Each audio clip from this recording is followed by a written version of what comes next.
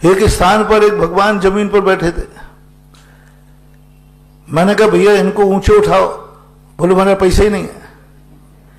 तो मैं सोच गया, वहां दो पत्थर मिले, नाम नहीं बता रहा हूं, यथार्थ घटना। तो उन पत्थरों ने कहा बाबा जी ये कुछ नहीं उठाएंगे, आप हम दो पत्थरों को ले जाकर के भगवान को ऊंचे उठा दो। तो हम सोच गए, वहां दो पत्थर मिले। फिर लौट के आए, कमेटी वालों से कहा, मैंने कहा भैया कम से कम दो पत्थर उठाने का ट्रैक्टर का खर्चा है वो तो दिलवा दो।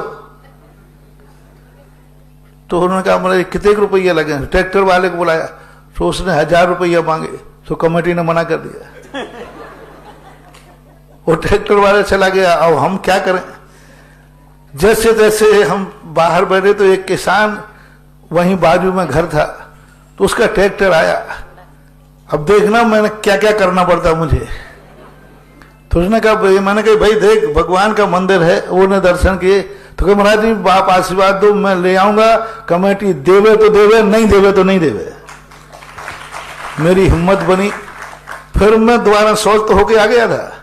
फिर दोबारा गया उन पत्थरों को बताने के लिए, उठवा के लाया। और भगवान जो ऐसे बैठे थे कि आज तक उन भगवान को कोई उठा नहीं पाया। हाथियों की सांकलें लगी। उनकी कहानी थी कि गाड़ी से राजा ने छोड़ा, बोले जहां ये मूर्ति बैठ जाएगी बस वहीं बैठेगी।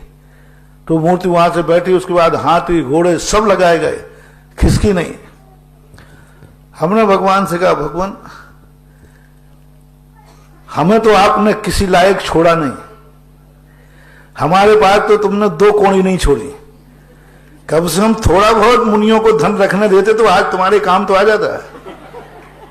तो हमारे लिए तो आपने एक कोणी रखने नहीं दी। और समाज के हाल तुमने देख लिए।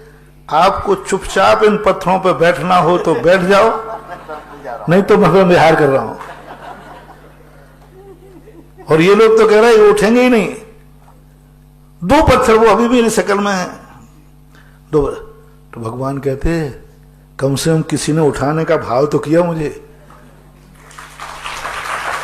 और जो सांकड़ों से नहीं उठे, मैंने कहा भगवान चुपचाप उठ जाना। भगवान ऐसे उठ गए जैसे कि वो कोई लकड़ी कांडे के थर्माकोल के बने हो। और जैसे वो उच्चासन पर बैठा ले, जो दातारों की दूसरे दिन रविवार था, 45 लाख रुपए की घोषणा है।